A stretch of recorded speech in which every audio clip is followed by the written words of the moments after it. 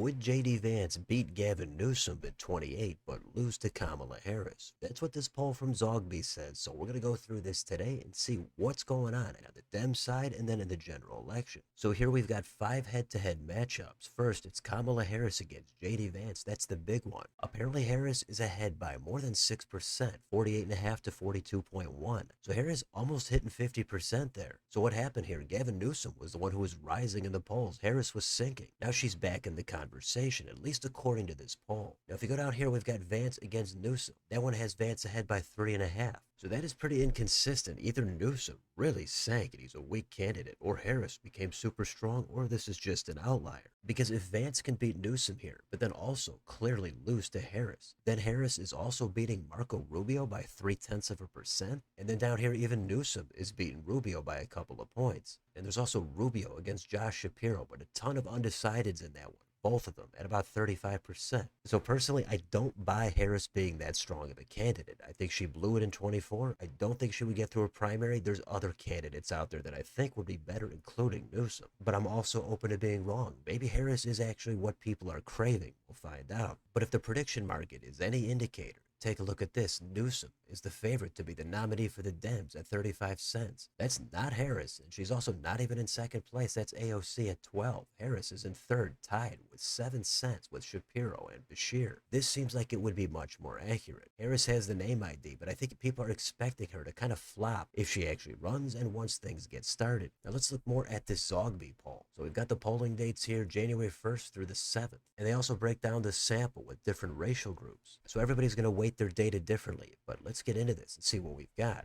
Here the question is, who would you vote for to be the Democratic nominee? Well, in the lead is actually Harris at 30%. Newsom is at 20.7. AOC is the only other one in double digits at 11. Now, there are a bunch of different crosstabs here, tons of them. Maybe a little surprising is with 18 to 29-year-olds. Newsom is only at about 12%. Harris is up there at 43. Now, if you go to the top age bracket, 65 plus, then Harris is only at about 16, and Newsom is up to 22. So definitely some different dynamics there with the different ages. Now, with it expected to be such a crowded field, it's going to take a lot for some of these lesser profile candidates to make a splash and try to gain momentum. Now, we could go down here and take a look at some additional crosstabs. There's a ton here, but with independents, we've got Newsom at 20% also. Same for Harris. And if we keep going down here, we've got more. The racial breakdown is what everybody likes to take note of. Well, with white voters, Newsom is at about 21. Harris is about 22. Then we've got Mark Kelly at 11. Pete Buttigieg also at 11.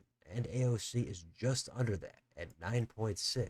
Now with Hispanic voters, it's different. Harris is up there at 37%. Newsom at 17. But even higher than that is AOC at about 22%, but not sure, is in double digits at 12. Now we've got black voters. Harris has a majority here, over 51%. Second place, Gavin Newsom at 16. Everyone else is in single digits, including AOC, who clocks in at 9%. Now with Asian voters, there's going to be a smaller sample size, but Newsom has the clear lead there at over 55%. Harris is at about 28.5. So I think this is really early. A ton is going to change over the next year. Some of these candidates probably not going to run. Others that aren't on here also going to jump in. Plenty of room for a dark horse candidate as well. But it's been kind of a horse race between Newsom, Harris, and then maybe AOC on the progressive side. So let's look at the head-to-head matchup here again between Vance and Newsom. So Vance is in the lead by about 3.5. With 18 to 29-year-olds, Vance is in the lead by almost 5%. He actually leads every age group except for 65 plus. Then Newsom is in the lead by